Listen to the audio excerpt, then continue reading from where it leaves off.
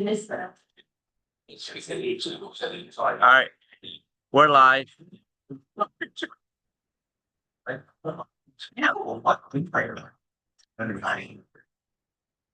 right, good morning. I'm happy to call the January 2026 Special Districts Advisory Committee meeting to order. As far as our welcoming comments go, we are at Leucadia Wastewater District today. Thank you all for hosting.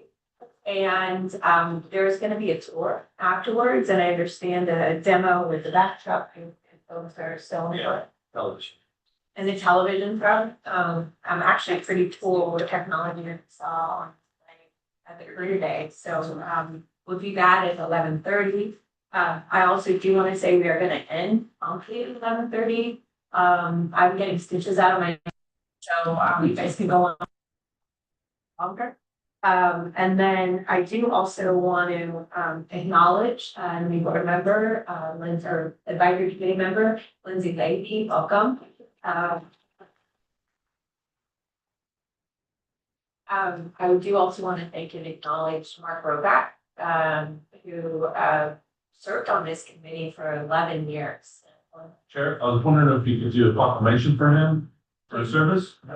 I second that motion. Yeah, he's been here. Yeah, it's been over a decade. It's kind of. It's a long time, isn't it? I think you would have to ask. You tell us, please. Okay, all right. I have a motion and a second for asking for a proclamation recognizing Mr. Roback for his 11 years of service on this committee. All those in favor say aye. Aye. All right, any opposed? All right, okay. All right, great motion. With that, we are on to our official roll call. And your name is not Bolan.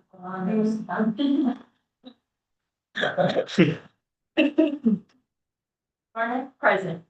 Jack Teedy, Present. Ann Baldridge, absent. Paul Bushey, Here. Bill Deegan, Present. James Gordon, Here. P.C. Larkin, absent. Robert Lau, Lindsay Lane, present. Hector Martinez, Here.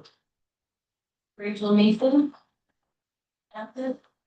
Dave Woodley, Marty Miller, Here. Bill Kennedy, Present. Mike Sachs. Here. There's a quorum with 11 members present. Oh, very much. Well, thank you. With that, Mr. Bushey, would you lead the pledge for us today? I'm honored.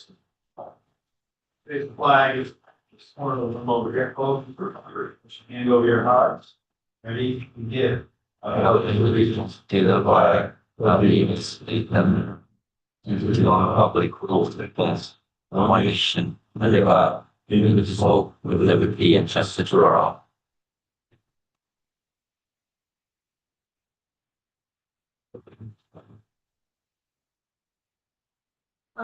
Agenda review by chair. I don't have any changes to the agenda this month. Priscilla, any changes? No changes to the agenda, just want to thank you. All right, and now is the time for open discussion where we would allow any member of the public to address the committee on any germane topics that are not part of the agenda. Do we have any present published? Anyone on that? Sure, I need not public, but I'd like to with the brief announcement. For my retirement in June of this year is coming quickly. We're selecting a replacement. Who's here with me today? But they use mine also. Just jumbled up the last name you have it, right? And so we'll see what it's going to take to have him assume the balance of my term. That's something possible to work on that. Thank you. Welcome. And congratulations on your retirement. Are you going to really retire? Anyone else have any further discussion on that? Okay, with that, we are on to consent calendar. You have 3 items in your packet on consent. Would entertain a motion to approve consent. Motion to approve. Second. I have a first and a second. Any discussion on the consent? Okay, all those in favor say aye. Any opposed? Any abstain? All right, with that, we are on to our first item, which is item number, did I skip the minutes? Nope, the minutes were in there. They were on consent, thank you. Item number 5, which is a LAFCO 2,201 presentation beyond the basics. And there I am, like a gazelle, making my way to the front. That's interesting, Chair Thorner, that you said 201 and not 201. So I just said it's an interesting. A lot of people, like 101. 101. Yeah, but but okay, very good. So, Keen Simons, there I am on the big screen. Dark. Do we have the presentation? You're looking kind of blue. I know. Well, Yeah. let's see here. We're going to load up a presentation. Oh, okay. And for those, I know everyone here, but just for the record, Keen Simons, I'm the executive officer. I've been with LAFCO now 8 years. And what I have been thinking about doing, and it just so happened with the chair's blessing that this proved to be an opportune time to do this, is to offer up a little more of a targeted 101. So I call it the 201, but it's not a holistic review of some details, but just for the benefit of diving into a particular aspect that is pertinent not only to LAFCO, but by extension, all of you as a anointed group to advise the San Diego LAFCO Commission on all things that are pertinent to our responsibilities here in San Diego. And so I'll take just about 10 minutes and walk through this concept of discretion and how discretion at LAFCO really evades and invades everything we do with respect to our regulatory and our planning powers. Because as you start picking up some rather contested proposals over the next few meetings and years, as well as some studies, you too are going to kind of dive into discretion and making some sound judgment, not findings, but judgment about things, and then offering them up to the commission itself. And just as a little bit of a context, and in particular for those who may be watching at home, live or down the road, LAFCO in of itself is as a result of a deal that has held firm since 1963, right? So the deal is, it continues that the legislature has agreed to delegate the responsibility of overseeing boundaries in municipal service areas to local officials. But part of the deal is that all LAFCOs, whether they're here in San Diego or elsewhere, need to at least follow some uniform statutes that prescribe, not define, which is a comment I'll come back to, but prescribe certain goals and objectives. And a part of this bargain that was reached is LAFCOs regulate those, LAFCO is comprised of officials who they somewhat regulate when they put their LAFCO hat on. And so there's a tension that's natural, and it's particularly present when we deal with special districts. For those who may not know, special districts were not originally part of the composition of LAFCOs. Initially, it was just city and county members. And then at some point, I think in the 1970s, 1980s, there was enough interest among special districts to be part of the governing process. And as part of your deal as special districts, you then pay into LAFCO.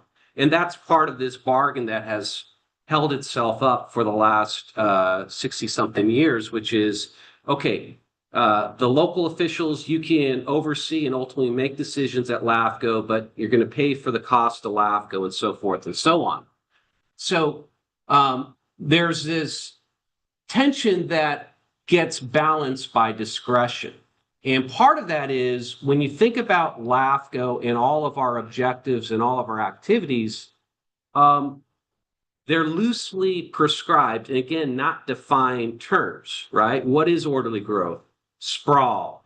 A big one, maybe not necessarily here in San Diego, although certainly there is agriculture, but in terms of LAFCO interaction, is when does the conversion of agriculture to urban uses, when is that appropriate? In statute, they talk about avoiding the premature conversion of agriculture. But of course, then the inverse is, well, there must be a point in time when the commission deems it to be appropriate, that you simply give up the concept or give up the idea that, between the balancing act of urban needs and ag, I would offer up my own understanding in administration of LAFCO laws that the state is telling us, if all things are equal, side with urban uses.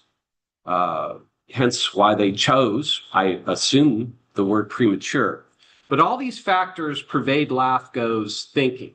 And a lot of times we bring you proposals or we bring you items that are premised on addressing one of these factors. But again, a good way to look at this that some commissioner once said is, 2 + 3 at LAFCO doesn't necessarily add up to 5. Now, a lot of you are engineers and you fundamentally make findings based on facts that 2 + 3 always will equal 5. But at LAFCO, the 2's not necessarily always a 2, or the 3's not necessarily a 3, depending on your particular point of view. But this idea of discretion then goes into our regulatory work, and all of you are familiar with these core functions of what LAFCO does, right? Someone usually comes to us, an agency, a landowner, a set of registered voters, and will ask LAFCO's approval for something. Well, it's not necessarily a yes or no at LAFCO. Usually it plays itself out with discretion, like maybe. And part of that is LAFCOs hold this responsibility to modify and condition proposals. And a lot of times we bring this group questions about, well, what modifications or what conditions would be appropriate?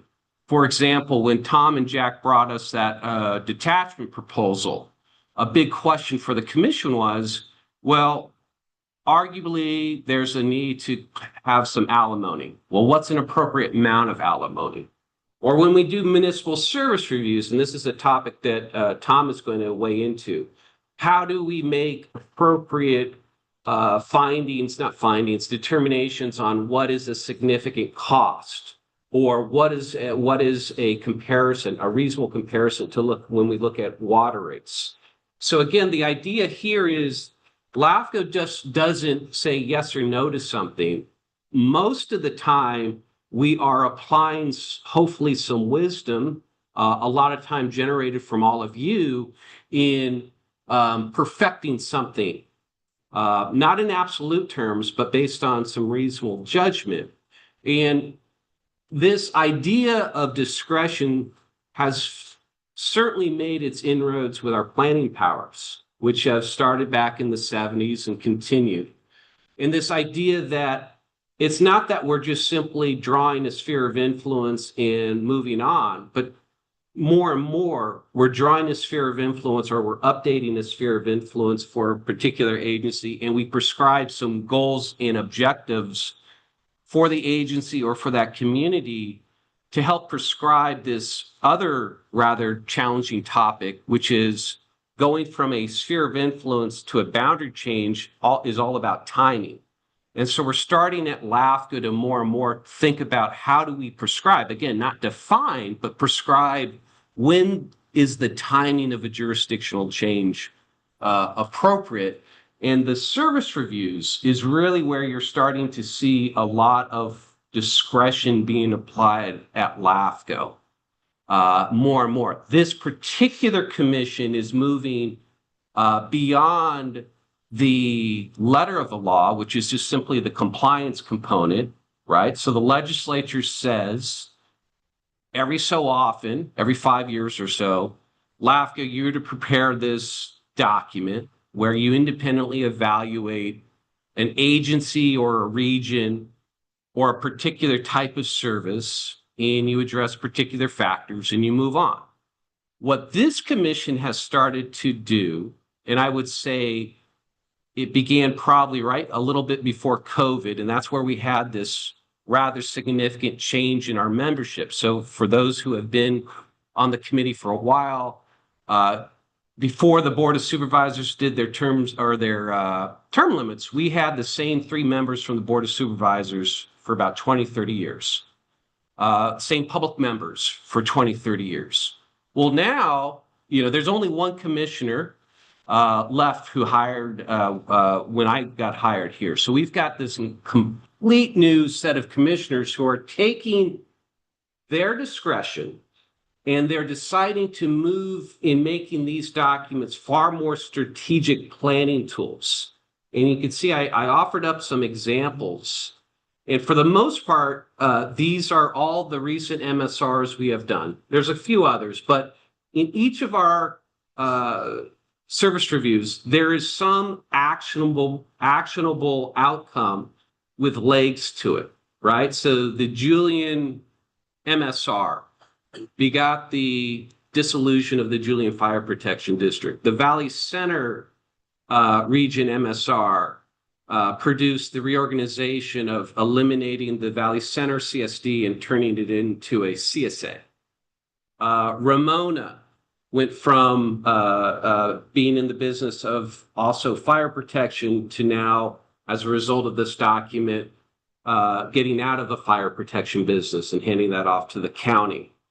One I forgot to mention is when we did the review of CSA 135, which for I guess 10, 15 years, formerly did fire protection. It was the arm of County Fire Authority. And through that MSR, we directly turned that entity into its own fire protection district.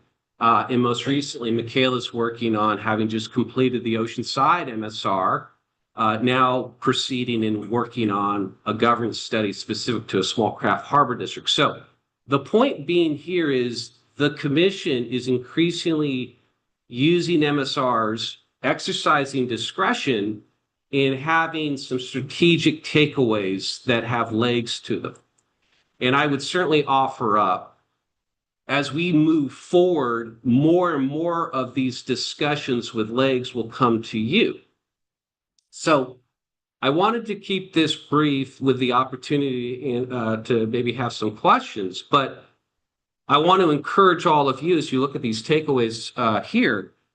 The commission, when we are going through the process of taking your proposed amendments to your bylaws, emphatically said, we want this committee to be making recommendations. We want this committee to help offer up their thoughts on what are reasonable performance measurements, what are good benchmarks for LAFCO staff to be using in the course of our MSRs, because we're using these MSRs to do higher lifting.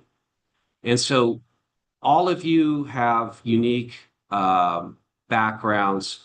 We're looking for your expertise, your judgment going forward to really start helping the commission justify how they draw on conclusions, because again, we're not making findings at LAFCO.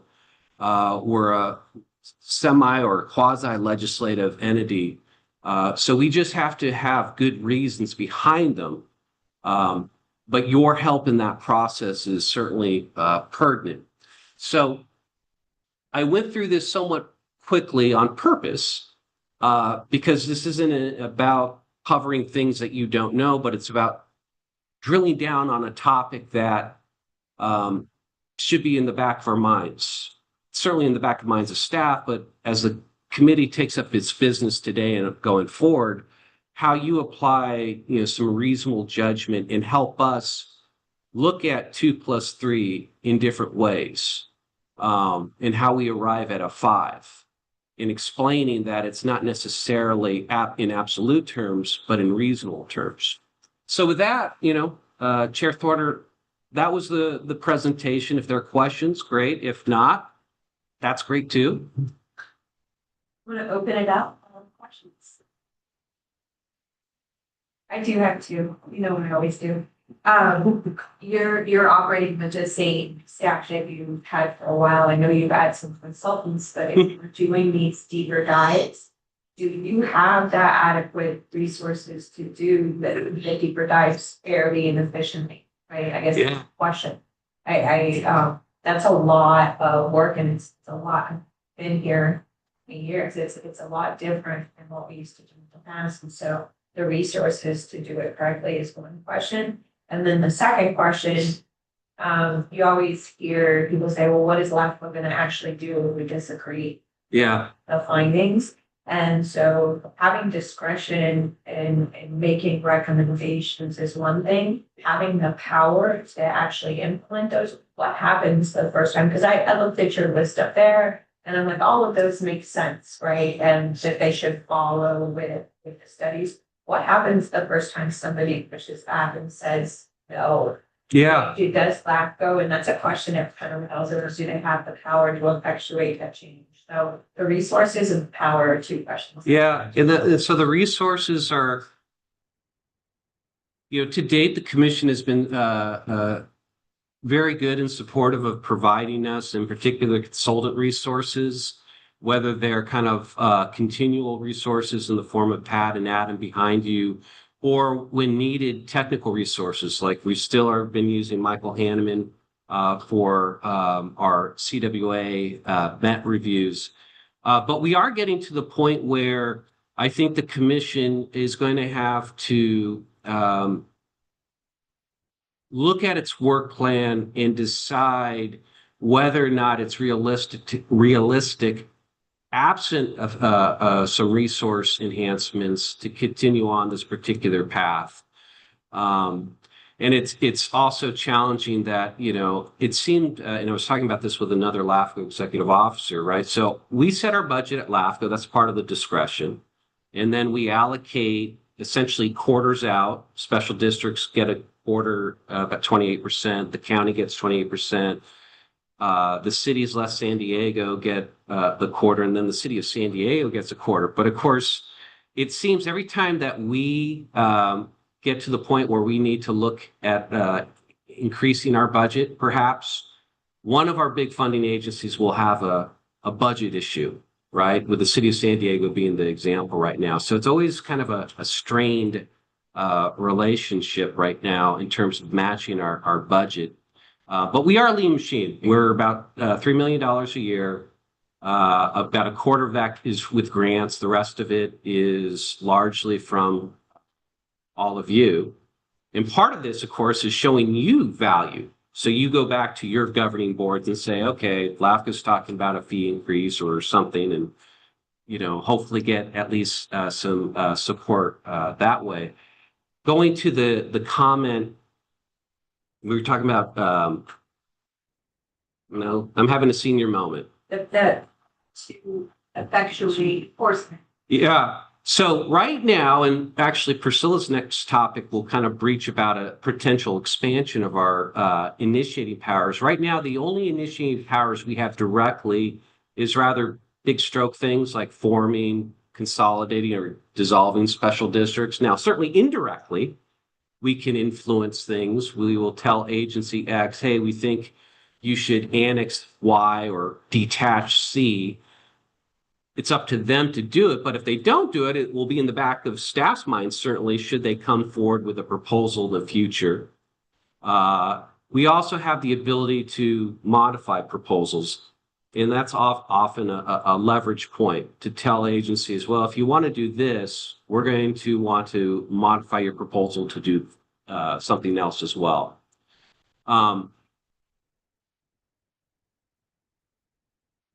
There's been this interesting dynamic with the legislature, right? So LAFCO has its own LAFCO, if you will, right? The Assembly Committee on Local Government does its own MSRs on LAFCO.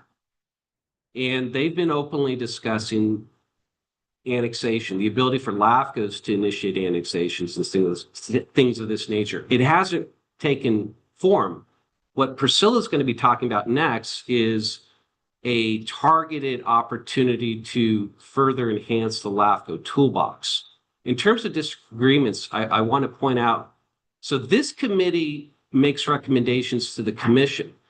Ideally, those recommendations fall along and staff agrees, but just so you know, you have some influence, and I'm still not over the scarring that occurred a few years ago with Mr. Bushy, where staff recommended something with respect to Leucadia Carlsbad disagreement. You guys all recommended a different path. And to my memory, the commission went with your recommendations. So I haven't forgot, Paul. But nevertheless, disagreements come up. That's right. That's right. So disagreements come up. Disagreements at LAFCO are becoming a little more prevalent. I don't think we've gone a meeting in a while without a split vote. So there's some new voices at LAFCO. So we're all kind of finding our own way here. But it all, again, just going back to the theme here, the discretionary part. It's not by accident that the legislature decided not to define key terms for us. And that's why, to their credit, Ventura looks like Ventura, San Diego looks like San Diego, and so on. So local officials can kind of navigate what the local landscape desires or merits.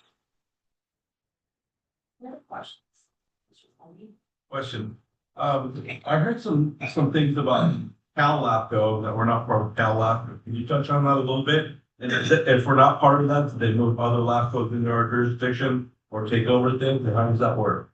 Yeah, so LAFCO is the membership organization for most, but not all now, LAFCOs. So up until a few years ago, it represented all 58 LAFCOs. San Diego, Orange, Los Angeles, and San Bernardino saw the mission of LAFCO differently over the last few years, to the point where we decided we were going to splinter off, which we have, and form our own membership organization, which we call the Alliance. So it's just the Southern LAFCOs with the exception of Riverside. And we still probably have expectations of rejoining LAFCO at some point, but right now they do not speak for us and we do not speak for them. And can you briefly just elaborate on what the difference is, why we're not saying alike, or is there different rules, or what made it where we're not saying eye to eye with the rest of the state organization? So this is me, not the commission, but their board had become ineffectual and simply were top down in their priorities, and were no longer listening to practitioners such as executive officers, and prioritizing therefore legislation or other resources that seem to be window dressing and not really beneficial. And part of the dynamic at LAFCO is, like here, bigger agencies have to put more into the bucket, and we increasingly felt that if we were putting all this money into the organization, we wanted greater say, and that wasn't happening. But it may change, and I know they have some new board members now, which is a good sign. Thank you.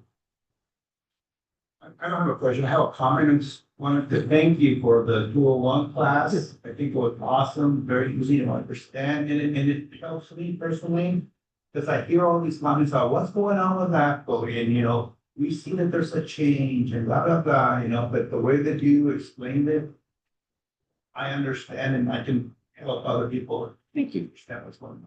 Great. Thank you.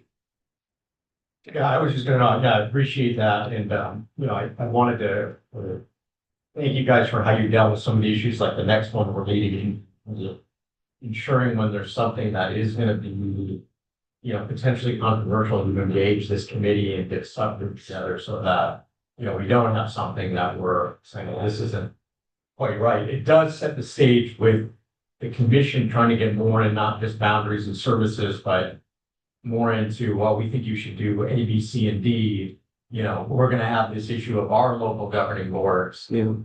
And LAFCO works, especially if you start to get in the weeds on something. So I just hope in those issues, engaging this group early, because sometimes just kind of a misunderstanding or those types of things to make sure we don't get, something cross-threaded based on something that could have gotten resolved.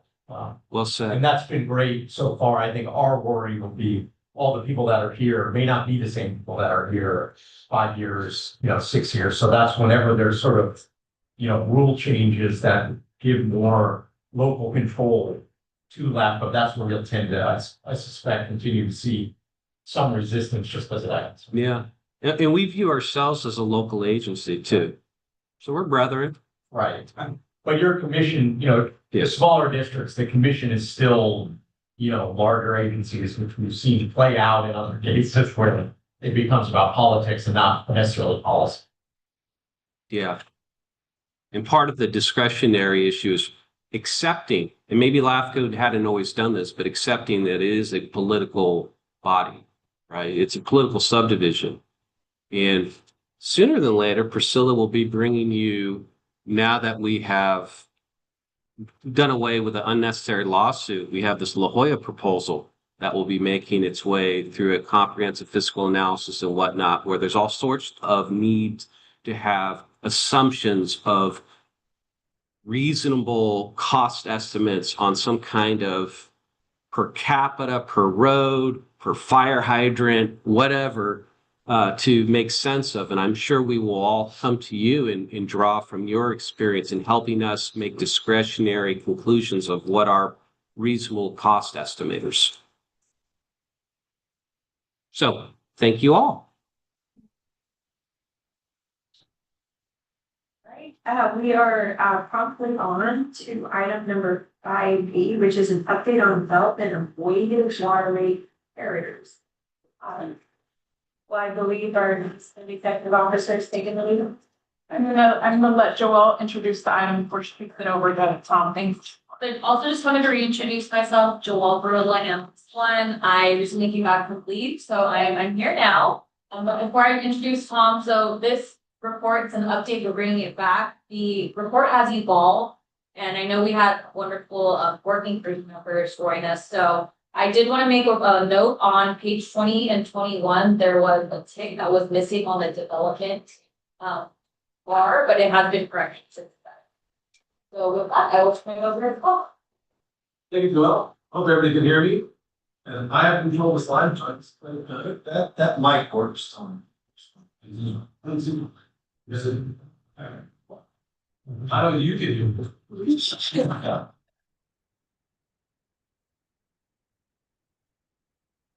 I need to do something. All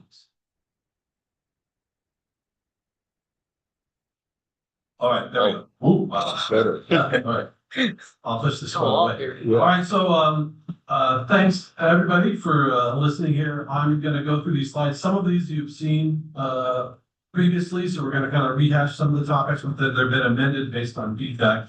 As you may recall, we first started talking about this in the spring when we were down at it was Bonita, and then the work over the summer, the working group, which I want to extend my thanks to Al, Jack, Kim, and Paul, worked through some of these issues, produced a draft that we presented out to all of you at the October SDAC. At that time, Keen asked me to put together a written report to kind of go through in more detail the methods of analysis that we use.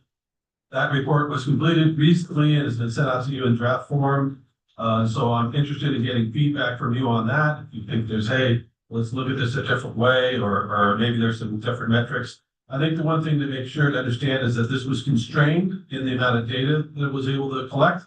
Part of that's just the availability of data, and part of that's just the cost we take to get down all that data. So pretty much everything here comes from publicly available data that's sitting on websites, which sometimes constrains your ability to do it. The only agencies I had detailed data for was for the 4 North County MSR agencies that are active now. So can we go to the slides? Okay, so again, we were talking about how do we evaluate rates. And one thing that we all agree on committee is that there, is there good or bad rates? No. The short answer to that is no. Rate structures are very different based on the agency in general, if your revenues are, your fixed revenues are closer to your fixed costs or better. If you look at agencies like the Water Authority, who has very low fixed costs and very high fixed costs and very low fixed revenue, that creates an imbalance that's a challenge. So, but agency rates are very agency specific. Everybody's got different cost factors, and rate setting processes are tightly controlled. So water agencies have very little flexibility and creativity, or else you'll find yourself in a Prop 218 lawsuit. There's a whole industry of lawyers that I don't know if anybody who's been a manager of a water agency hasn't been involved in one of those yet, but if you haven't, you're gonna be. And so traditional rate comparators use charts like this. This one came from Leucadia, and I will note that Leucadia makes multiple versions of these when they do their comparators, but it takes a look at a particular customer class, particular meter size, and particular volume of water used. And while that shows for this particular 3/4 inch meter for a single family home at a 13 cubic feet, 100 cubic per month, that the Leucadia's right in the middle. If this was 10 or 30, it might show something different. For instance, for these charts that I made over 10 years ago at Rainbow, if you were looking at the chart I showed previously, if Rainbow was still in her comparative, it'd been way off to the right.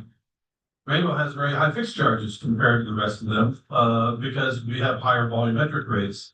So if you're looking at 1,300 cubic feet per month, Rainbow and Fallbrook would be way over on the right. And we historically were, and Jack can attest to this. But if you then take a look at it at 50 units a month or 100 units per month, Rainbow becomes one of the lower cost agencies. And so these things, I'm not saying that when people present things to boards that they manipulate these numbers to make sure they come out looking good, but it could happen. Okay, so when we got to the ad hoc committee, I'll refresh with you the goals we had. That we wanted to produce information that could help the public and the commission understand why water rates vary, and then also have a tool to inform LAFCO and the public as to what the rates are sustainable. Sometimes agencies hold their rates down just for the political pressure, but they really should have been higher, and they run into trouble. So we're not going to define any rates as good or bad. We're working with public available data. We tried to choose metrics that are that use data that everybody publishes. So there's a lot of other things we spitball around, but it could be that one agency you can produce this metric for, but you wouldn't have that data from others. And we wanted to find things that are easy for people to understand, both the public and the commission. We're not talking to the wonks around this table. We're trying to make this something to be useful for everybody. So the caveats here is that this data was prepared for this. This is a derivative work. It will contain errors. They're not exact. These are kind of relative. That's why you'll see very rarely do we use numbers on these. And we only looked at a few of the myriad possible metrics available. So here are the initial groups of metrics. We looked at system density. If you're in a crowded urban area, you can have more customers per mile than you are for if you're in Opniwima. There's almost 100 customers per mile in places like Sweetwater or City of San Diego. Uwima's got 7. And so if you have to replace a mile of pipeline, 7 people get to pay for that as opposed to 100. Topography is significant because you end up with a lot more complex system in terms of pressure regulation, pumping, more storage reservoirs. You look at a place like Valley Center where they've got 40 storage reservoirs, like 12 or 14 pump stations. Very different than if you're in Encinitas where none of those things exist. And so the cost make a big difference. In Rainbow, where I used to work, we served water from an elevation of 200 feet to 2,500 feet. The people at the top pay a lot more because the water's heavy. Local treatments, in general, most water agencies with their own treatment plants produce water at low marginal treatment costs than wholesale treatment, which then makes their total water cost lower. I'm not aware of any local treatment plants that are more expensive than what the charges that come down from the water authority are met, but I don't think there. Can you know of anybody who's? Decent. Yeah, well, Vista, yeah, normal surface water treatment. And so if you have your own treatment plant, you're going to have the ability to produce water at a slightly lower rate than if you're reliant on wholesale treatment. Development activity. This one's fairly significant, and the agencies with high development activity collect a lot of capacity fee revenue, which lowers the need for the operating revenues to be as high as they would otherwise to fund capital programs. I'll have some more specific data on this later on in the presentation. high cost water supplies. If you're developing, if you look out at Tiger Dam and Helix developing their system, pure water Oceanside, that water generally costs more than imported water. Now, some fancy math's been going on to San Diego to show that it doesn't cost more, but that really relies on dumping some more of those costs on the wastewater side. But sometimes if you're developing your own local supply for reliability purposes or other reasons, you're going to do it, and it might be a marginally higher cost. And on the opposite side of that, low cost water supply. Look at Sweetwater Authority has a few agencies in San Diego County has access to both groundwater and surface water locally. It produces most of their water and it helps them keep their costs down. And most of San Diego County has almost no groundwater and very few agencies, only a handful of agencies have access to local surface. So, based on the feedback from this group and LAFCO staff and the ad hoc committee working group, the metric we were using, for the development activity was really subjective. It was basically me saying, yeah, I think they're high there, but I know those guys are low there. Which didn't work that good. I tried to put out a survey to the working group members to have them do it. I would average the results. They're like, yeah, this isn't going to work. So I dug through the ACFRs and created a new metric, which looks at the amount of capacity fee revenue you get, which is measured as a percentage of your operating revenue. So let's say you had operating revenue of $100 million and you got $10 million capacity fee revenue. That would be a 10%. It would be a 10% of that ratio would be 10%.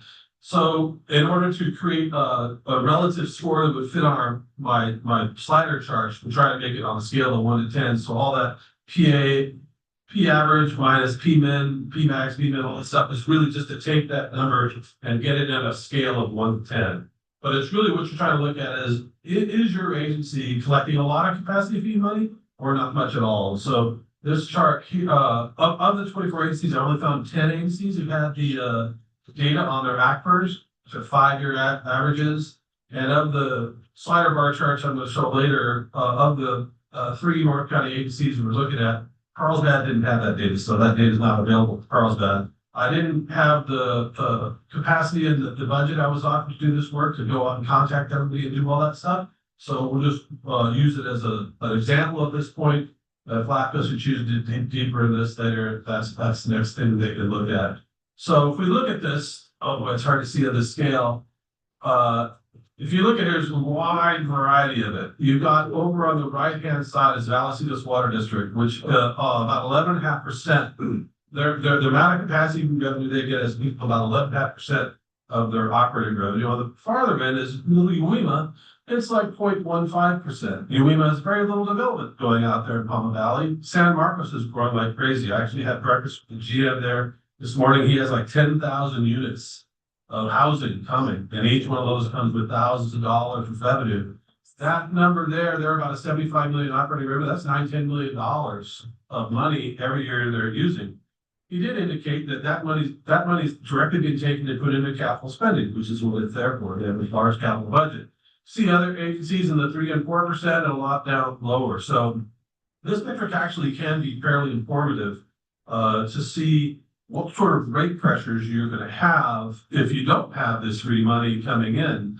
I always, as I've worked at a couple agencies where development activity would come and go, it doesn't stay constant. You get this wave of development activity and then it goes down. Like Liebenheim, Carlsbad, they're starting to become built out where 20 years ago, they were over here on the right side. So this is a cyclical trend. Maybe cyclical, it's a temporary trend. Once that train leaves the station, it's gone. And so that's another planning scenario that agencies who shouldn't get too comfortable having this thing there, because once that spigot gets turned off, then they've got to replace that money in some of the room.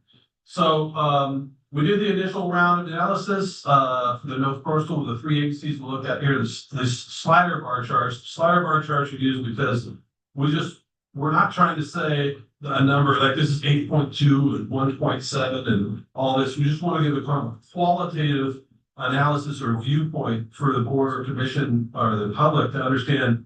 Yeah, it's not, you can't say it's precisely this and precisely that. You can say it tends to be this and it tends to be that. And so these charts produced showing these particular agencies. So this one's at Liebenheim. On the left if your tick mark's on the left, it's gonna push your rates higher. If it's on the right, it's gonna push them lower. Aluminum has local treatment. I should have, these look a lot better on my computer screen, but the text, I don't think scaled well. System topography is the next one. Liebenheim has, not as, is fairly in the middle of the road topography wise, compared to others. They don't really have a high cost local supply, so that's in the middle. Development activity is slowing there at Liebenheim, so they're pushed a little bit to the left. System density is right about in the middle. They're not super dense, they're not super not dense. And, they do not have a low cost local supply. And so that tends to push their rates a little bit higher relative. Carlsbad, local treatment right down the middle. System topography is very flat in Carlsbad comparatively to other agencies. They don't have a whole lot of pressure zones. I think Carlsbad has like 3 or 4 primary zones, not 20 or 30 as some agencies do. They do have a high cost local supply and desal. I don't have the data on development activity. System density is on the higher side, not super high. And they do not have a low cost local supply. So you can see from Carlsbad's standpoint, supply costs tend to push some of their stuff a little higher than this group of metrics. And then San Diego, they do have local treatment. They've got a very flat topography. They don't have a high cost local supply, so that one's kind of in the middle.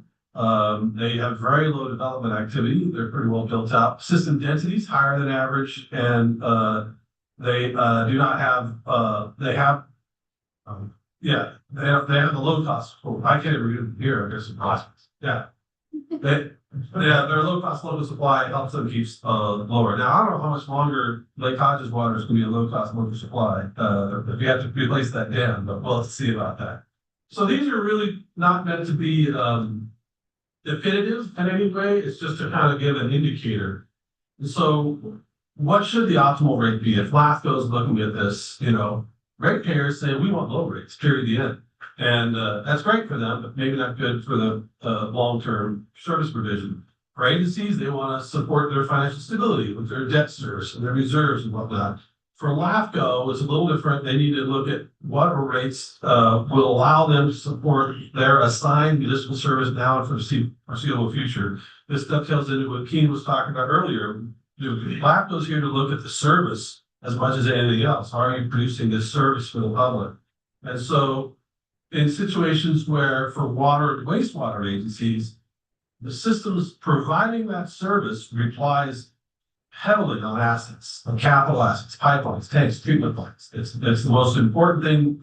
So for that water to get to your house, it's got to go through a whole bunch of pipes, and every one of them has to work for it to get there. All these assets have fixed lifespans and require rehabilitation. Agencies need to continuously reinvest in capital assets to maintain service levels. It differs amongst agencies. Some agencies, like Fallbrook just celebrated its 100th year.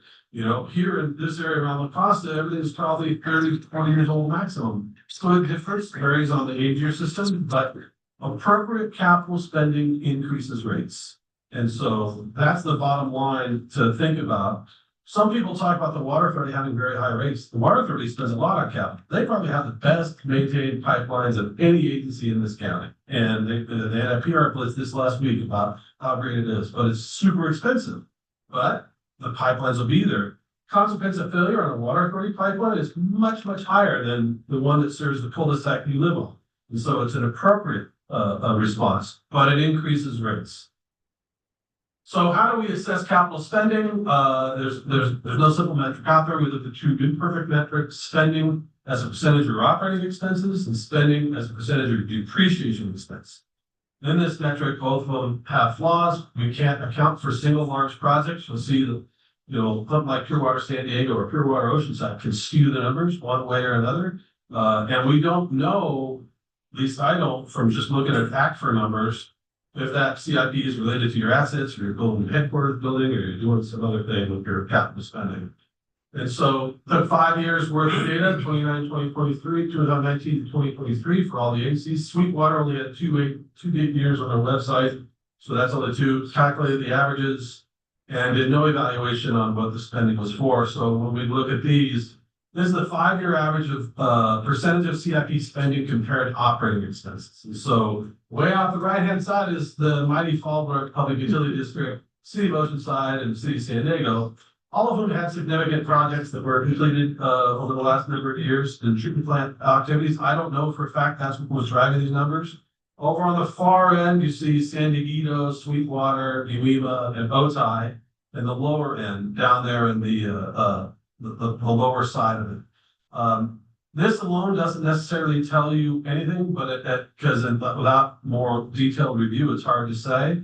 But you can definitely see there's variations in capital spending. That money came from somewhere.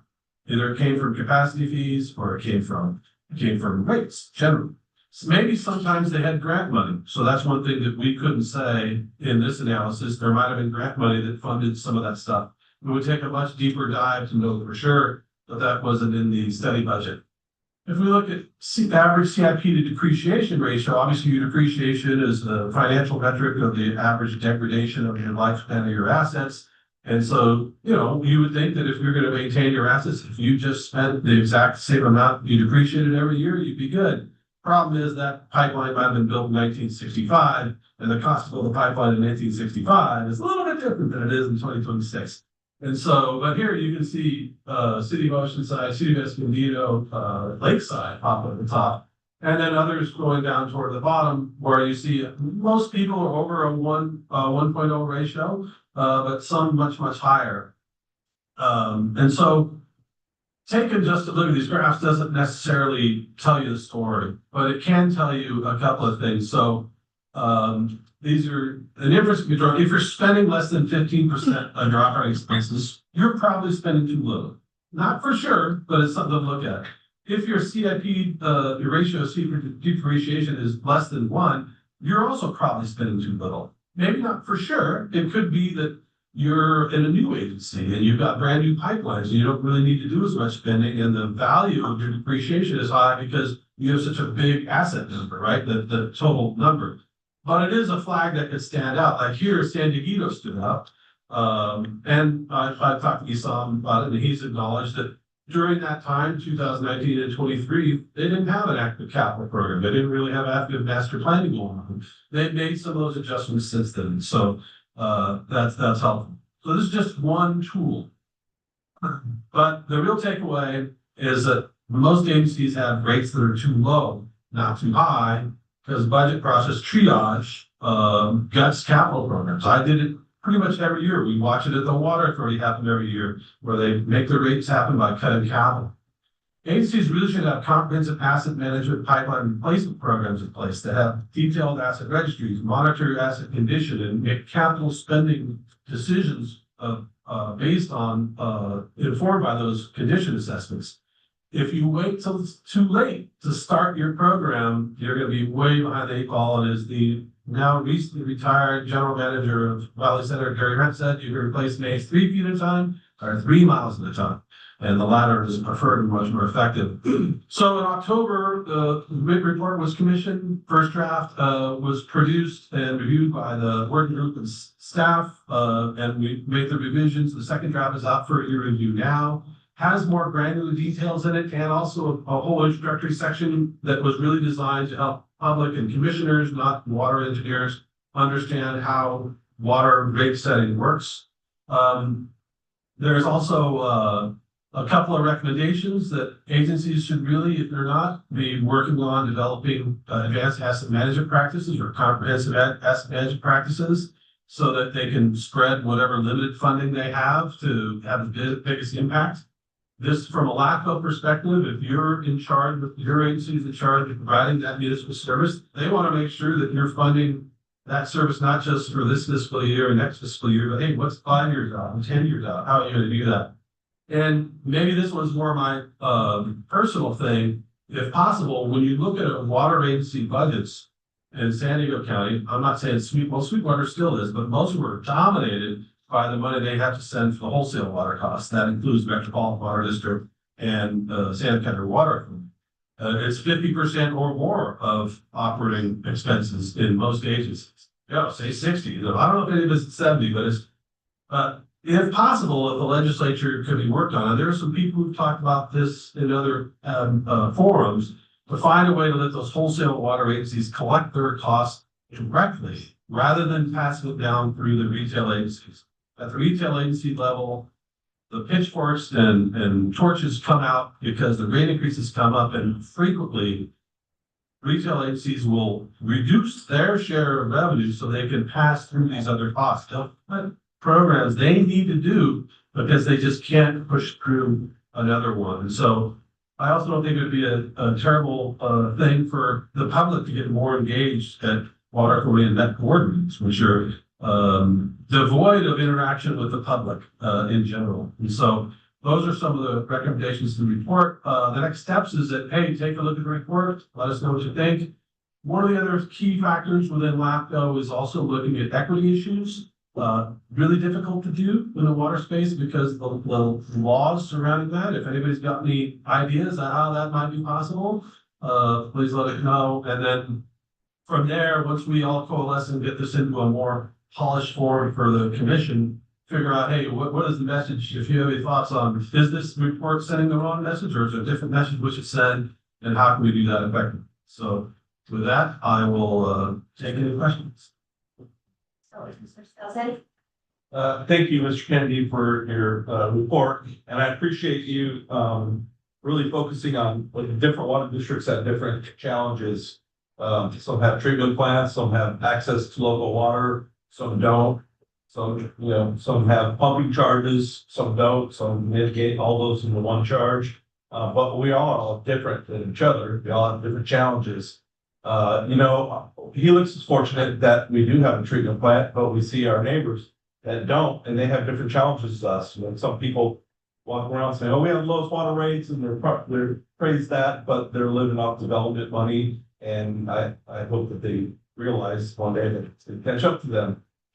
At Helix, I have to praise our forefathers that put together programs like our pay-go for our cast iron replacement. I think we see the date where it's all going to be, we're done and finished. We're coming up on that, so it's pretty exciting when we get little cities that we do the whole thing, and it makes us know that we're going in the right direction, that we're responsible. We have these things that are taking place in our CIP projects. Helix it's all mostly built out, so we have less than 1% capacity fees come in every year. We do have little things that spurt up, but basically we're built out all the way. But I think mostly what I'm pretty proud of at Helix this past year, we took our bill and split them apart so you can actually tell what you're paying for county water authority and all the fees that go into that, and what their increases are, and right next to Helix's, and it's pretty easy to read. We worked on it really hard this year, so you can really tell what you're paying for, and we used to kind of just pass through. It is a pass through, but it's actually stated on each bill. And I think it helps the public realize where those increases are coming from. Some people just kind of point and blame other agencies, but I think it's important for the public to see what actually they're paying for and the responsibilities that their local agencies have that we're being successful at. So I thank you for your report, and thank you for letting everybody know that we are different. This is what we're see. It's not just one world. It's everybody's got different challenges and things, and we're all trying to work together. Thank you. Thank you very much for the update. I know it's a very complicated, complex issue. With that said, to the last point there, in terms of the water rates, as you noted, cost of purchased water is really dominating most of the water districts in the county's budget. I always say, but every time I kind of do what I like to work, rate increases, there's a practical political reality of what I call the magical 5%, right? If it's 5% or less, it's probably not going to have this one forces. Anything over that becomes much harder to local reality, have to provide a model justification to justify the rate increases.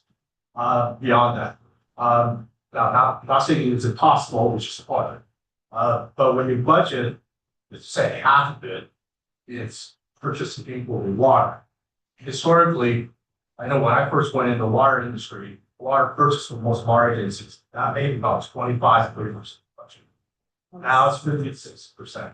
So when the wholesaler has the rates, at a normal CPI inflation, 5%, let's just say, or budget 50%, that represents 2.5%. That means that between 2.5% to raise the rate to kind of restart the rate more threshold. But if the wholesaler raises the rate 10%, then that heats up essentially all your political account and makes justification for the national increases much harder. So there that aspect as well, and hopefully that interplay can describe more as part of this discussion. So.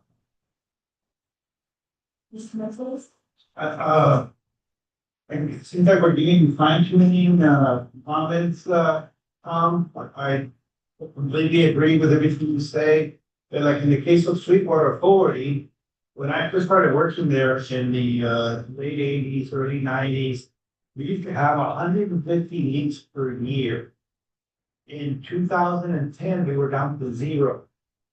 So. Knock on wood, though. Yeah. So the same, not to get into too much detail. Now we don't spend as much on capital improvement as we did during that period, which was major, right? We had to replace a lot of cast iron mains, kind of like similar to Helix. And we got cut up, you have to adjust, and the numbers are very different, back then than they are right now. And I think in your report, you talked about, well, if you need to be within this range, and we are way off the range because we already did the heavy lifting, by number like approval and like you said, not come good. Yeah, I think that's a good point in that those two numbers that are out here, they aren't definitive. They're there to say, hey, wow, you guys seem to have low figures. So LAFCO staff is together, they say, hey, yours is low. You go, yeah, because 20 years ago, we spent a whole lot of money and a whole lot of time doing that. So right now, we're in a low part of our CIP phase. If you had never done anything, it's coming, but obviously we've done the Yeah. So, I do that to get. one of the things on what Hector just noted is you may not be spending it, you probably should be setting aside a reserve. So even if you're not spending it today, so you probably should be thinking about that wave's gonna come steep at some point, right? So that is instead of waiting, starting to do that reserve. So there might be ways to solve that discussion didn't highlight that.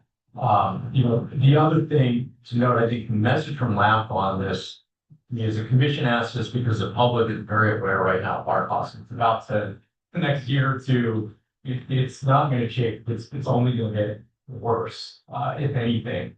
I think part of that dialogue is we raised regionally, there's been a lot of investment, maybe too much in the short run. It'll probably pay off in the long term, but you've got to pay for it in the short run.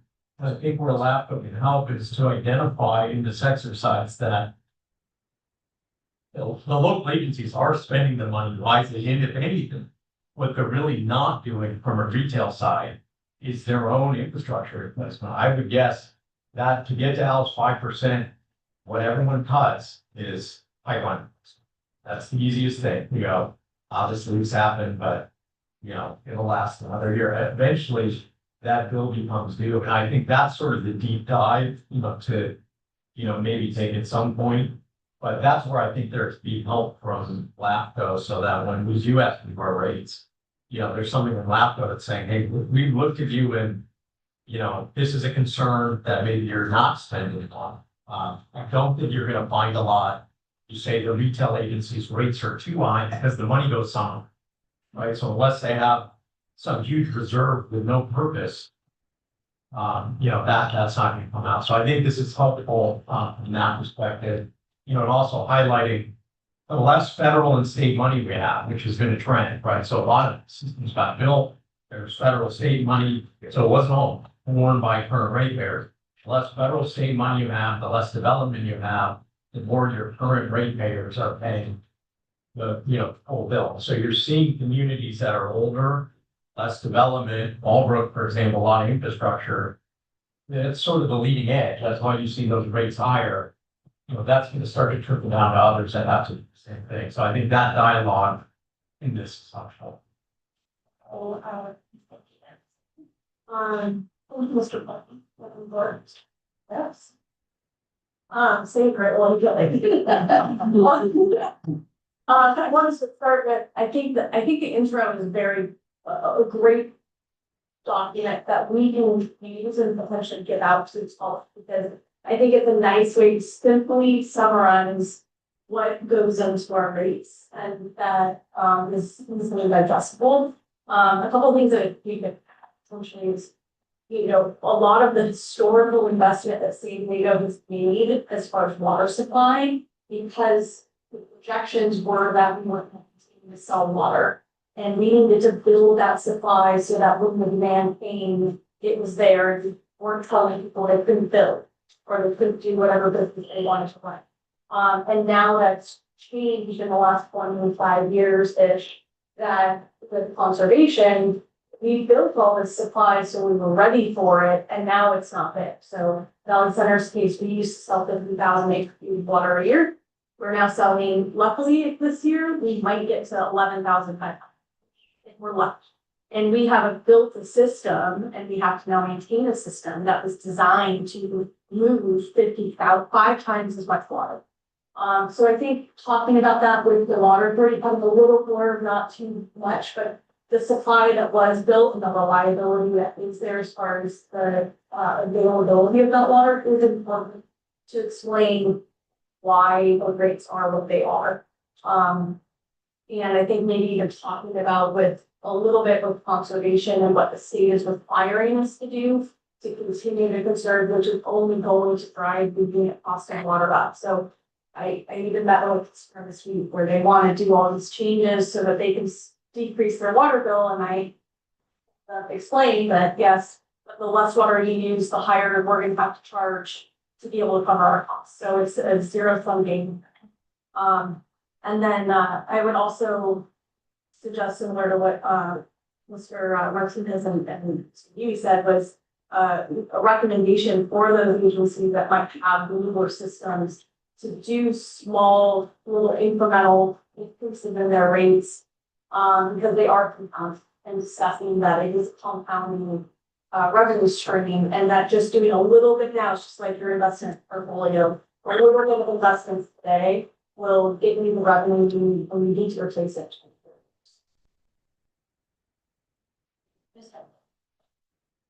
Yeah, I'm surprised I have very little to add, as a report. But I do have a question, based on, I think good presentation, by the way, Mr. Kennedy, since we've been going today.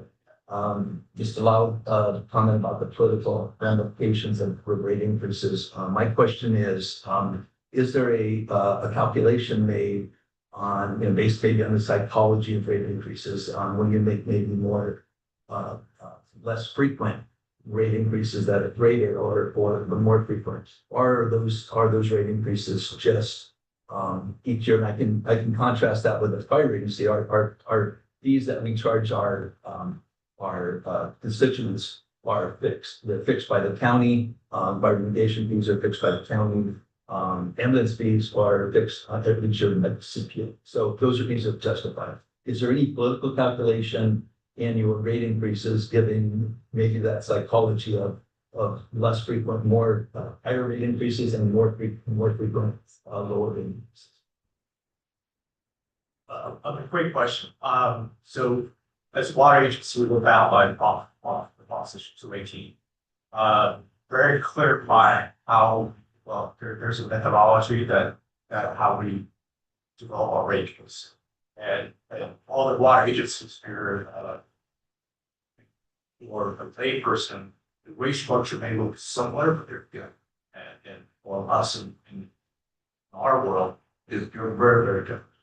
Or I'll use my district for example. I probably have one of the most complicated rate structure in region. Practically because I have a very diverse, even though they're residential, a very diverse demand pattern, therefore service requirement associated with water service. So my rate structure has to be done in a way that reflected the service requirement and the type of use and develop costs appropriately, making sure we use the legal requirement and equity, fairness, cost recovery, and all of those things, right? But in terms of political reality, most of us obviously do our annual adjustment rate increases. But with that, you wait. The problem is that you got to catch up. And if people don't remember that last year you didn't increase rates, right? They just see big increase, right? And so really from a best practice perspective, so you do want to have the predictable, regular rate increases of funding operation. At the minimum, you got to deal with relations and cost service and those type of things. And again, what I call the political calculation with local reality is that, you know, for the most part, you know, if you're kind of within that CPI 3 to 5%, you know, I'm not suggesting people love it. No one loves rate increases, but at least I think most people kind of understand that. Right? When you go beyond that, all of a sudden they're like, whoa, wait a minute, what's going on? So that's what I call at least based on my experience, it's like about 5%. It's that natural number for the pitchfork torches. If I can add that, we saw at the water for the last 2 years, very public political things where the mayor's office in 2024 said 10%, we will not approve anything over 10%. Well, the costs were reflecting a 12%, 13% increase, and there was just no way to make the costs different. And so the Water Authority took the 20 years of using their all-in millage rate and then defined a new term called the effective rate, which had the same exact dollars, but created a new percentage that was 9.7% or something like that. Boy, that got approved. In 2025, as I wasn't on the board then, but as I understand it, it was cutting out some CIP and then making a higher forecast of sales the following year to make that 10% or less number work. And so there are sometimes political factors that put hard and fast numbers. That's a more dramatic example, but the reality is that the decision at the local level, as opposed to retail as a regional level, is frequently driven by decisions made at the retail level, either at the Met or the Water Authority, to where the boards locally just can't, you know, add enough money to pay for their own stuff, just because they're dealing with the wholesale costs. Thanks. Yeah. Yeah, I just want to thank Tom, very nice job. This is a lot of work. Also thank Al, Jack, and Kim, because we had a number of meetings that we went through a lot of this issue. Talked about, hey, on capital reinvestment, it'd probably be better, but the data's not that accessible. Look back 10 years, that have big projects and do that, or you may have finished a big project by yourself.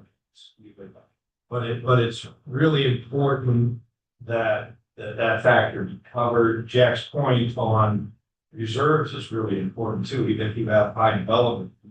One of the things you could probably add to this is some sort of reserve component. It talks about you should have reserve targets for capital because it's coming. Because as we started talking about this project started as a apples to apples rate comparator, and it really morphed into a set of metrics that we hope that LAFCO will use when they're developing their MSR to assess whether an organization's rate is reasonable for the service they're providing in the area they're providing all those things. But it's clear that if you, we do remember the joint power authority on the wastewater side, that the issues are somewhat similar, maybe not as high profile as the water. And you end up getting, if your cost at your wholesale level is super high, you end up cutting back at retail level. And one of the complications of that is that if you start to run to a point where all your infrastructure is failing, cost in the long run is significantly 5-10 times higher when you're just reacting to emergencies. So, but I just want to thank you, Jack, and just make those points. But not Jack, pardon me, Tom. But Jack's point as well. You know that. Yeah, it's tough. It's oftentimes judgment call on the manager as to what they think their boards digestive. Their boards, have different capacities for rate increases. I know the agencies have in their strategic plan strategic function item that is to be the lowest rate in any particular county that doesn't. And, you know, I guess from a LAFCO standpoint, if you see organizations that haven't increased their rates for a long period of time or have, you know, political things in their planning numbers that show that they're not spending, that should raise the flag to ask a lot more questions about whether, you know, because politically they're saying, hey, the lowest rate in the county, that's the greatest thing in the world, but they may be, you know, heading towards the cliff that go over. And that's what we're hoping. I think my interpretation of our work was to give a set of metrics for LAFCO and the public to be able to look at that and say, hey, you know, based on all these factors, this is either reasonable or maybe near. So thanks again, Tom. I do have a couple of comments.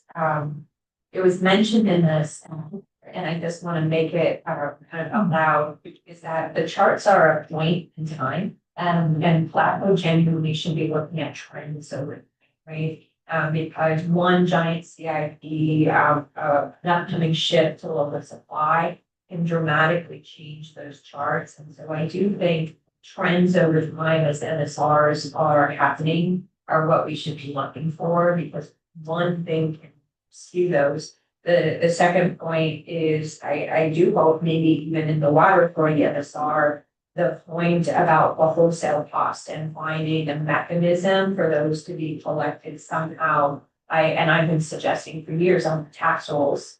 There is a component about bringing water into the county that can be calculated per property and put on the tax rolls. I also think that addresses a lot of the equity issues, because that goes to the landowners, not necessarily the tenants. So I do think that is a big thing that we all face, controlling the wholesale costs versus our own operating costs. And then the last one, I'm just going to throw this out for everyone to be aware of, is rates are going to be different coming up for retail water agencies. And I know Aqua is looking at this, and everybody should be looking at this, is that the San Diego lost their rate case on tiered rates at the appellate court. The Supreme Court did not pick that up. And so looking at how rates are allocated is going to be huge in California. LADWP was actually successful on their tiered rate case. And so I do believe there has to be some kind of reconciliation of that. But I know that all the agencies are looking at what happened at San Diego and going, what risk of exposure do we have? And I know Aqua has to work on it, but how we actually allocate those rates and the charts that Tom showed might be changed unless something happens legislatively based on recommendations. So I did want to throw that out there, that this next year is going to be different. Any other comments on the work plan? All right, great job. Thank you for the presentation. I think I incorporate some of the discussion and feedback. And Yeah, anyone wants to give notes back on the written report, can you do so? okay, thank you. With that, we are on to item 5C, which is our work plan update on legislative proposal implementing the UC report recommendations to expand LAFCOs effectiveness. Ms. Montfort, are you doing this one? Yes, thank you, Chair Thorner. Good morning, committee members. Priscilla Mumpower, Assistant Executive Officer for San Diego County LAFCO. As mentioned, I'm going to be just going over a work plan update that involves San Diego LAFCO staff working to implement the 2025-2026 Commission work plan, and it's a project that involves implementing report recommendations from a January 2024 UC Berkeley report that talked about expanding LAFCO's authority in certain areas to expand our effectiveness and our role in municipal service provision. So I'll start with just a brief refresher. You all received a presentation on this in April of 24, so it's been a little bit, but it is a UC Berkeley report that focused in on LAFCO and water system consolidations and how we can better bridge a gap between local and state regulators and water system fragmentation, and specifically water service provision to underserved communities and being able to meet those gaps And the challenge really being that at many times quality or service is being interrupted. Public health and safety considerations to underserved communities as they're provided water service through mutual water companies or mobile home parks. And LAFCO's role in being able to address those service gaps. So the focal point again was improving the public water systems with a key recommendation for regular communication between LAFCOs and our role, and then state water regulators. And they also highlighted the importance of our municipal service reviews and how well-funded MSRs can really help identify and prioritize when consolidations may be merited, or small system mergers or annexations into public water systems.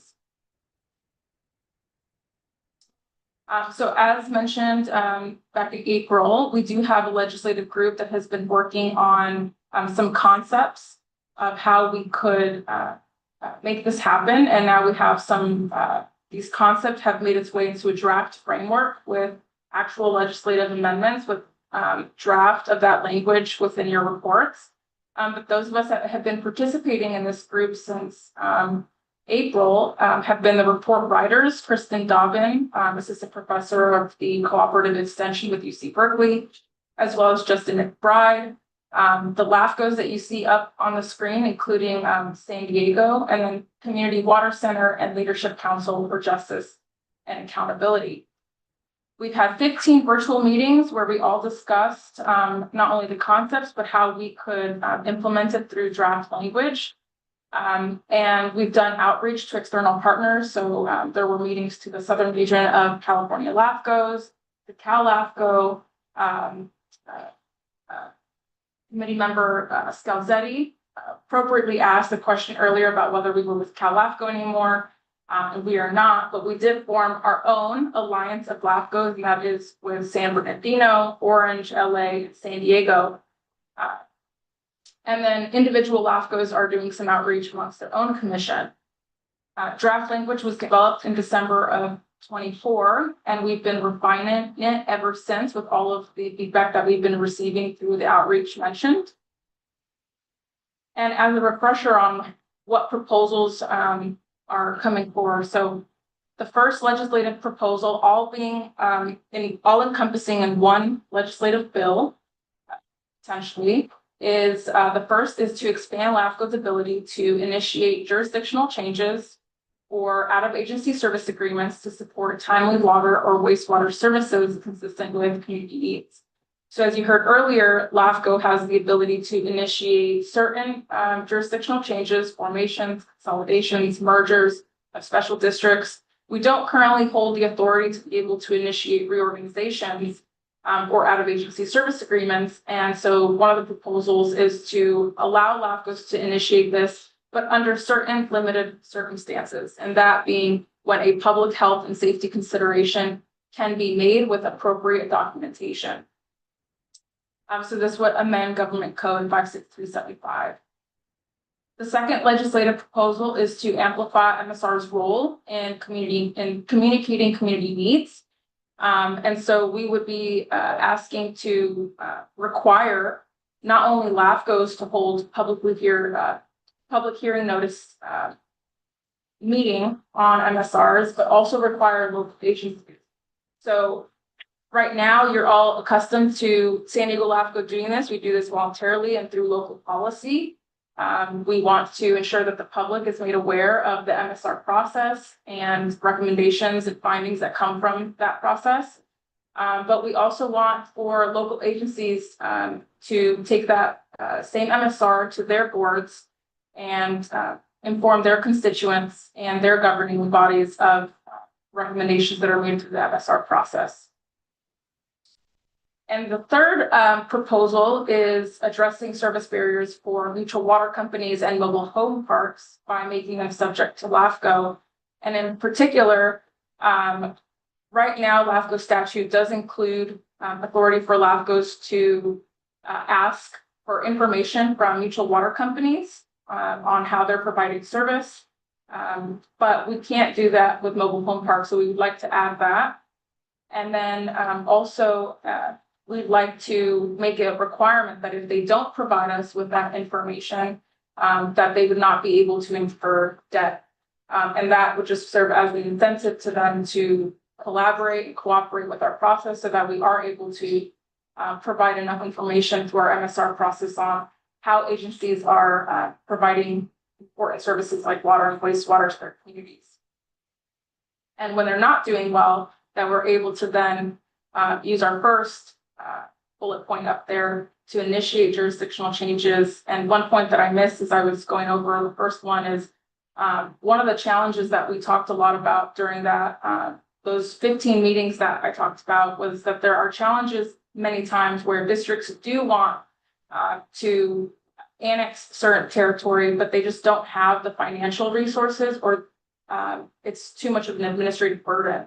And so while they would be willing to work with the LAFCO to initiate a proposal like that, they just don't have those resources. And so that's where LAFCO might be able to step in and help. So that's the work that's been done to date on those 3 proposals. And our current focus right now is to continue to do outreach. So this month, we're going to be meeting with the Cal-LAFCO Legislative Committee and perhaps seek sponsorship, as well as through the Alliance of LAFCOs. And there might be an opportunity for the Alliance of LAFCOs and Cal-LAFCO to co-sponsor. We're also each of the individual LAFCOs going to our commission to seek support. And so that brings us to this presentation today, and LAFCO staff asking all of you, this committee, for your feedback. So it's an item to an opportunity for you all to discuss, provide us with feedback ahead of us going to our commission in February to seek their support on this. So with that, I'll conclude and we'll turn it back to you, Chair Donner. Thank you. Do we have any questions on this discussion on the proposal? I think it makes sense. That's, one of the challenges is you can have a small mobile home park with well, it really makes sense for them to be annexed to the service area, but there's a lot of hurdles and, they've been paying $3 a month or whatever. Well, the reality is that's not really sustainable. So I think from the perspective of those sort of water systems that are provided, it makes sense. The one thing in reading it that caused me a little concern is when you talked about, that they can't issue bonds. Okay, but that maybe sounds okay. But the incur indebtedness to any fine, that's a pretty vague state. So it's very, if you have a payable, so that would be my one concern, is that you could get caught up on that down the road. So it goes and then someone kind of locks into that and it's challenged at the same moment. You can't operate in incur indebtedness. So that's just my one thought is, to maybe think about tightening that up or just, focus on you can't issue bonds and not only about, the less of it. Yeah, I don't see any issue with the legislation, but sometimes the question I had, I think I asked this at our last meeting was, have you reached out to any of the water stakeholders to get input, especially that actually organizations like Aqua, very influential with been supportive. It's a first through the legislative process. It's usually, our experience on the wastewater side was, engaging stakeholders early with this, tends to gather results. So that would be my suggestion. Have an opinion, but whether it's also being very reasons for small water systems. Join larger systems where it's more efficient and reliable. Yeah, comments. I just wanted to kind of hone in on the disadvantaged communities portion of it. I would like to, to see a little bit more on that and understand it better and how it's going to apply to our region. I know that we're very different in, with other LAFCOs that how does it apply to San Diego?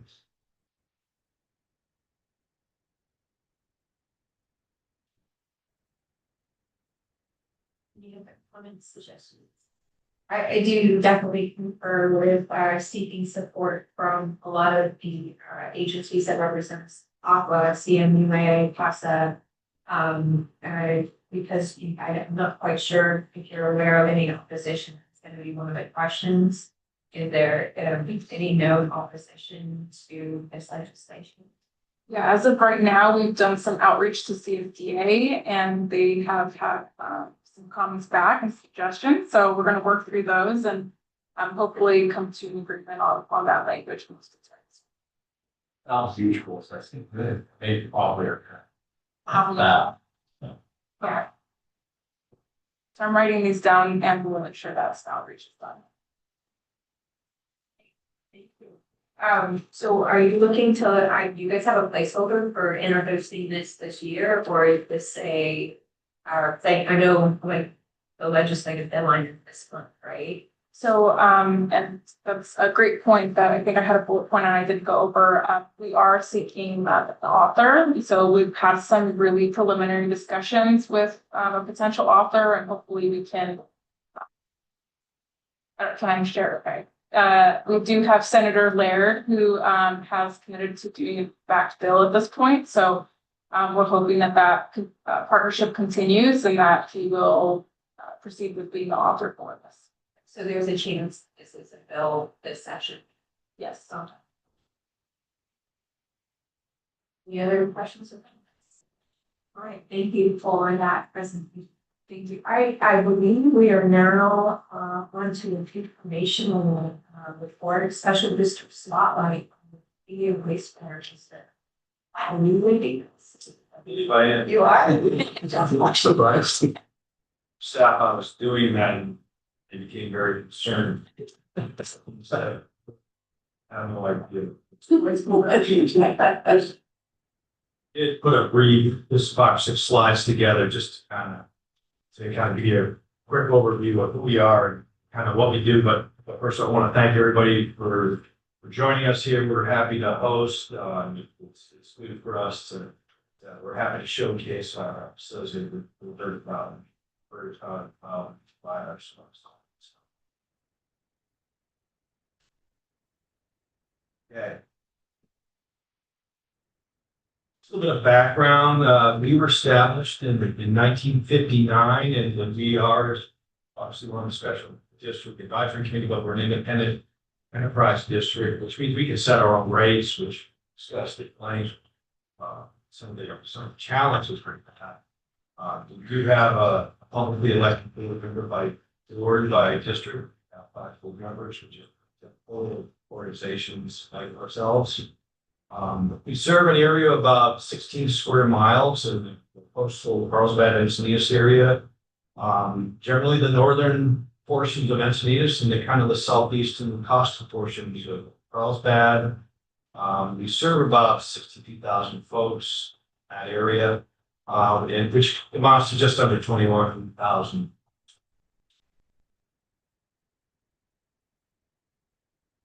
Again, we provide 2 primary services. Our primary job is they call it wastewater collection.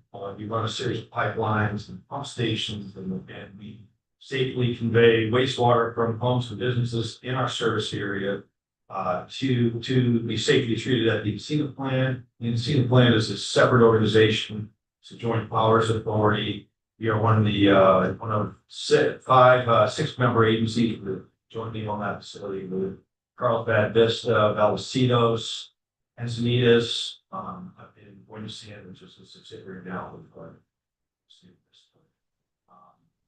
and we also, through that work, we have about 220 miles of pipelines called gravity lines, which flow by gravity, obviously, and pressure lines, we call horse mains here.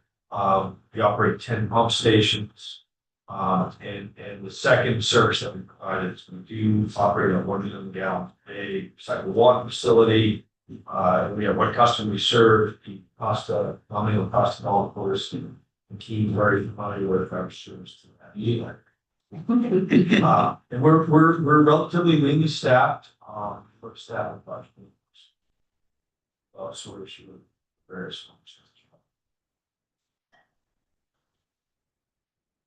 Just a few highlights. In our organization, it's all about keeping the water in the pipes. And one of the things we're probably most proud of is, 6 years. Put that on the slide. Yes. We've gone 6 years, over 6 years in November without spilling. And to frame that, when I first got here 20-something years ago, we would average 3 to 7 spills a year. And over the last really 10, 15, we really dialed it into a point. We had exceptional environmental part. This is what we're really here to do. Last year we were recognized, I think, 6 times as the CWA California Water Environment Association's election system here. And again, just to reflect that, our job is to keep people being able to go to the beaches without hosting, being able to walk the lagoon trails and enjoy beautiful service here without disruption.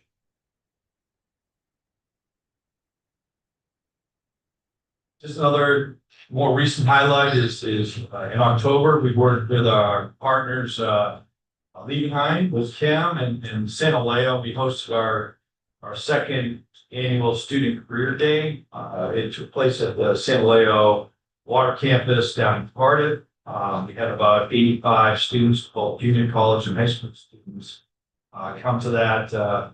We thought about doing this a couple years ago, and I thought I reached out to Kim, and we thought it'd be kind of cool to do it as a joint agency effort. And it was really premised around the fact that that as we have the baby boomers, this generation of retiring, we're seeing recruitment challenges in our industry. And as we look deeper into that, we realize that when you're in school, people learn about firefighting and police work, but very few people learn about, water. So the target of this was to kind of create an awareness, especially starting in our local area, that there are viable, really good professions that are available in our industry, in the hopes that over time, as people maybe they're not on a 4-year track, maybe they're on a associate's track. Several of the schools and junior colleges in the area, so they can go to that. They have pretty valid and vibrant water and wastewater programs, certifications, associate's degrees, so that instead of our typical worker won't become aware of our industry until they're 26 years old, when they realize they had kids, they need a real job, they need benefits, things of that nature. So we've been very pleased. It's been very successful. In fact, our director of administration finances has just finished his presentation at the CASA conference, which is our industry. They were very interested in this water industry as to how to kind of recruit and create an awareness of our industry. So I want to thank him and Mike Thornton, who's not on this meeting, but Leo has spent a really rewarding effort. I think we've had great level of interest. All the students that attended these events the last 2 years have expressed an interest joining our industry. And one of the things that's kind of unique to this that we really liked was that this was more hands-on. So instead of talking to a bunch of students, telling them what's going on, they actually had numerous opportunities to operate various pieces of equipment, look at lab things, so that they can get a better sense of what worked in the industry. That's the second highlight. And then lastly, I don't know if these are highlights or initiatives. We just talked in great detail about the importance of replacing our infrastructure. And so that's constant in the water, even more so in the wastewater industry, because wastewater is pretty corrosive, even more so than water. So just when you fix one thing, the next thing's getting ready to break. So we've maintained a pretty robust capital program, despite some of the financial challenges of doing so over the last 25 years. And just a couple highlights of that is in the last 3 years alone, we've either replaced or rehabilitated 4 of our pump stations. Over the last 15, 17 years, we've replaced virtually all of our pump stations, with the last being Our current initiative is to place a pump station that is dead center at the only Leucadia resort next door. It's about 35 feet off of Center Court. They have the women's pro tennis court going there. My biggest fear since I've gotten here is that we fill Center Court with 600,000 gallons of wastewater. So one of our endeavors now is working closely with the resort, replacing the station that was initially built in 1964 and moving it to another area, to their Taunton area. That's kind of, in terms of what we look at in terms of what we're trying to accomplish here. Those are some big ticket items that generally cost. So with that, I'd be happy to answer any questions. That's kind of a brief overview of who we are and generally kind of what. Any comments? I have a comment, not only am I in a member agency where we partner together, and I think you've been fruitful for both of our agencies. I'm a customer of Leucadia Wastewater District, and I see you guys. They think I'm the crazy blonde lady that always comes up and talks it, but I see your guys out on the street, and they are always just doing an amazing job, and I'm the beneficiary of the good job that you're doing here. Glad they're not swearing. Now,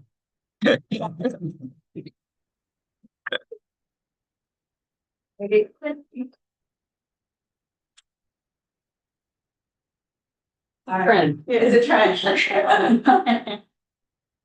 Fantastic. Any other comments? And we'll get to see, that was one of the things I really liked about the career day is some of the equipment that you had. So I think we'll have the opportunity to see that afterwards. Yeah, we have a recycled water facility on site, and we also have one of our larger pump stations on site here. But we'll have a demonstration of just how we call it our Vector truck. We hydraulically clean the pipes, but we also we do a lot of what we call CCTV work. So we'll have our data set up there and cameras for the pipes. That's how we assess the condition of the pipe. Which further, when we start developing our infrastructure, what we call our capital program, they'll become cornerstone where we those. Yeah, so Paul, thank you so much for hosting this. So I have just some organizational questions that came to my mind. One is, so this is a very nice area, which also means tough for new employees to necessarily buy in. So where are you pulling employees from? Where are they commuting in from? And then telework. How do you since COVID, how have you addressed that kind of evolving world? Those are good questions. Most of our people, trying to live in this specific area is pretty expensive. We have a 40-minute limit to how far people can away from our organization. We have it there on the operations team because they need to be able to call and respond to that. Most of our folks, I would say, live in the Vista, Oceanside, Escondido area. If you have an employee who does live in Temecula, who's in the operations center, we have 2 employees that live in Temecula. The employee who lives in Temecula, who's on the operations side, when he's on call that week, his folks live in Vista, so he stays with them, so he's able to respond. In terms of telecommuting, it's really interesting here. We didn't have a lot of the challenges that some of our colleagues had during COVID. We had folks, everybody was working remotely on every other day's basis. Of our 20 folks, about 12 folks work in the field, and our team has a sense of camaraderie that they know our field guys do not work from home or work remotely. And we had no issues whatsoever having people come back to our office. In fact, during COVID, some of my older employees, I had trouble keeping them at home. So we had a different experience here. So we haven't been faced with the challenges of people not want to come back work for the office. yeah, I think people understand that from superiors with staff, they feel that camaraderie with them. If they've got to be here, they've got to. And is that according to it, kind of an industry standard, or is that? Yeah, it's getting, with traffic, it's getting worse. I don't know if it's an industry standard, it's kind of a goal, but with traffic anymore, 40 minutes to get in here from St. Marcos. Yeah, so we kind of flexed a little bit on that. That's obviously kind of on the fringe of it. And we better report. Thank you for bringing that. So I think that's forgotten about how our staff are 24-hour respondents, and we need to keep them within the region so that they can make sure we're addressing issues. All right, we're down to about 10 minutes left. This is perfect. 5B is selection of chair and vice chair. I think we updated our bylaws so that we do need to select a new chair and vice chair. So I would open it up for nominations for the floor for chair and vice chair. Wow. Second. There you go. That's one. We got them all.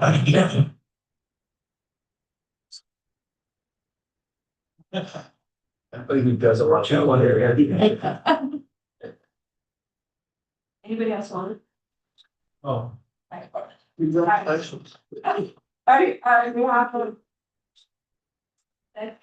all those in favor say aye. Any? Yeah. Thank you. We are now on to committee member reports. Do we have any committee member reports? All right. I just wanted you guys to know that we are having a ribbon cutting on location to electrify our whole district. With for our vehicles, we're having a big ribbon cutting in El Cajon where our operations center is. And it will be Friday, March 27th. They're all invited. If you don't get an invitation, let me know. I'll send one out to you guys. Thank you. Hope you guys all make it. I give a quick update too. You know, Fallbrook, we've had a long-term relationship providing services. You know, in Littleton. Just before the holidays, they finalized the contract, which had to go through the Pentagon. So it was never sure if it would happen or not. To basically take over operation of their south and north wastewater treatment plants. And on the LAFCO side, we did go through, you know, there was a whole policy, there was a lot of concern about it was going to be challenging. We did, you know, back a year plus ago, we went through the process of LAFCO, say, hey, this has come up. You know, any concerns, we got back to it right away. So really that process, you know, from the LAFCO side went well. So either good or bad, we'll see. You know, those contracts can be challenging. You know, it's a good opportunity. It's a smaller districts, be able to get some economies of scale wastewater side. So we got 14 positions for hiring. So, you know, people looking to work in wastewater, you know, that want to work in coming through Camp Pendleton near Oceanside or over St. Clement. A lot of good block. You don't market it that way, so you work near the ocean. And especially the north. Does that mean you now control the recycled water lake levels to better? Oh my God. We're saying in the fence line. That was the beginning. Yeah, I think I missed the last meeting here, so I wanted to announce that, some of you may have heard, North County Fire Protection District was awarded a $7 million grant. Recently in September of last year, DCIP, Defense Community Infrastructure, plan, for the last one. So that was big for us. That is going to help us, build our new Station 4, which is in the Palo Mesa area. And that is currently in a 55-year-old double wide trailer that is literally falling apart. So that is going to get us quite a bit of way there on a $15 million project, $7 million. It's amazing you have 55 years out of town. Well, I can't speak for the last 10 years, but we're just going to keep OSHA kind of away from that. But anyway, yeah, that was a long time coming. We applied for it in 2024. We did not receive it. We applied again in 2025. That was a big win for us. It's very exciting. I was just gonna say, thank you for the welcome. I'm looking forward to this group. And while I'm new at Valley Center, I'm still new general manager there. Been in the region for a while, more on the city side, but the utility there. But then also part of the water for, so I'm excited to be part of this. Yeah. I do have to call out Mr. Miller. Not only are you a Vista rep, water authority rep, and event rep, I happen to be at a pancakes with Santa breakfast for the Vista. Eggs were amazing. It went into the kitchen and this man is walking the walk and talking the talk and serving hundreds and hundreds of people eggs that day for charity. It's been lovely to see. Thank you. All. So thank you for giving back to the community. Thanks for recognizing it. All right, we are, any other committee member reports? No, with that, we are on to our executive officer report. Thank you. So just a couple of telegraphing comments. So the next meeting of the committee, which is going to be when, Priscilla? April 17th. Okay, so we will definitely be the host, and B, we will definitely bring a draft budget and work plan for all of you to digest and offer up some thoughts. And then we've got one MSR right now out during administrative review. That's part one of our Carlsbad, part two of Carlsbad Encinitas, which is Encinitas. Is taking a little more time, but that will soon follow. And then presumably Priscilla, Pat, and Adam are going to be getting our CWA Med MSR out next week for administrative review. The administrative review is essentially a 60-day window, and then if someone becomes formally public, you bring it to the commission for discussion, we'll bring it to you for discussion, and we'll go from there. So that's all I have. But again, perhaps Chair can work with the group on identifying a host for the next week. Well, Mr. Beanie has offered Fallbrook, although I know we're. Oh, it's gonna come. I'll be there, Jack, don't worry. It's on. We are technically in North County. We try to go back and Well, that's how you define North County. Yeah.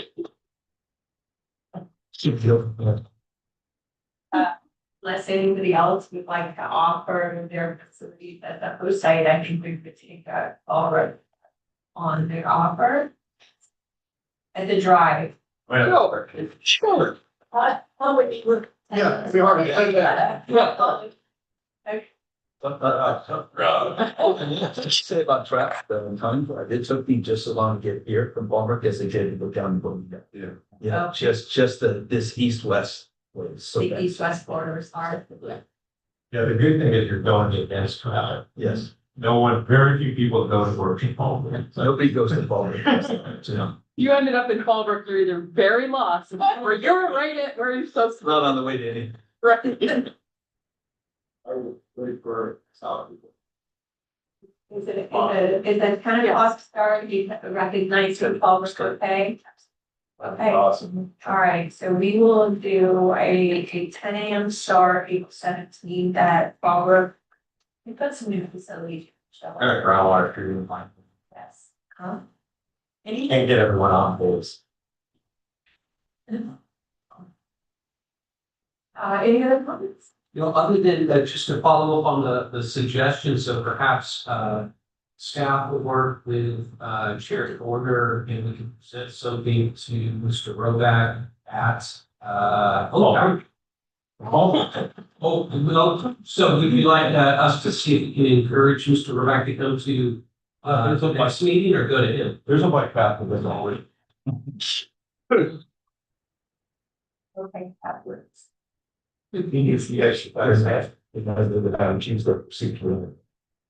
All right. All right, with that, any other comments for the good of the order? All right, we are officially adjourned. Thank you. So yeah, you can go to our, once we meet in the lobby,